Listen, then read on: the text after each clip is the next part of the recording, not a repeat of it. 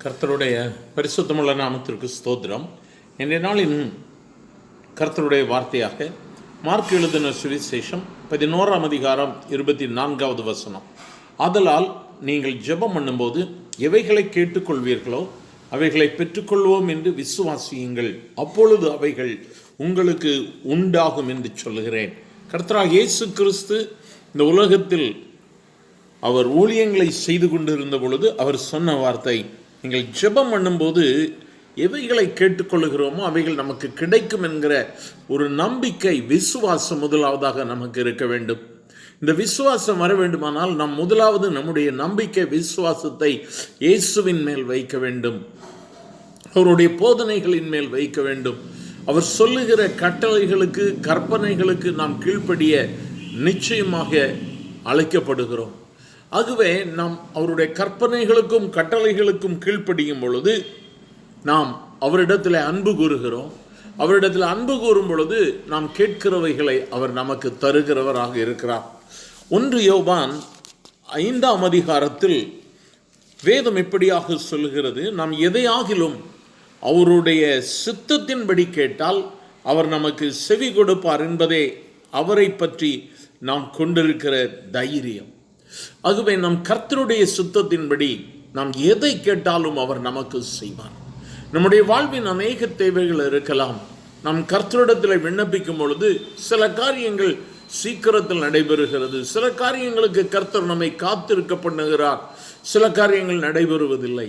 எல்லாவற்றிற்கும் கர்த்தர் ஒரு முகாந்திரம் வைத்திருக்கிறார். காத்திருக்குதலின் நாட்கள் நம்மை தேவனோடு கூட நெருங்க வைக்கிறது. அவருடைய வாக்குத்தத்தங்கள் எல்லாம் ஆம் என்றும் ஆமேன் என்றும் இருக்கிறது.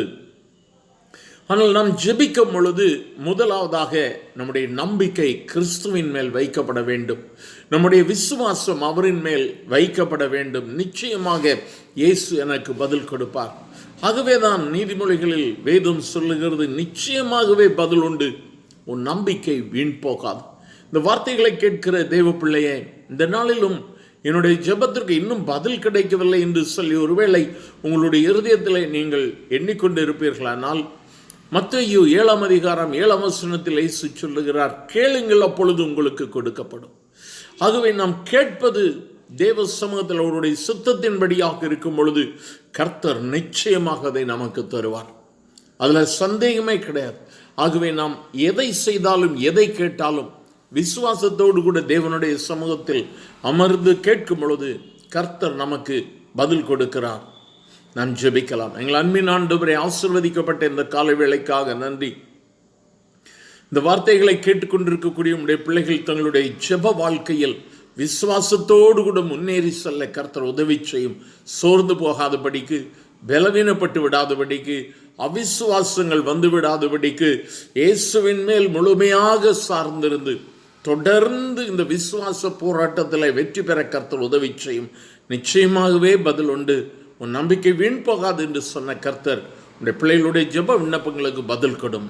ஆசீர்வதியும். இயேசுவின் நாமத்தில் ஆமென்.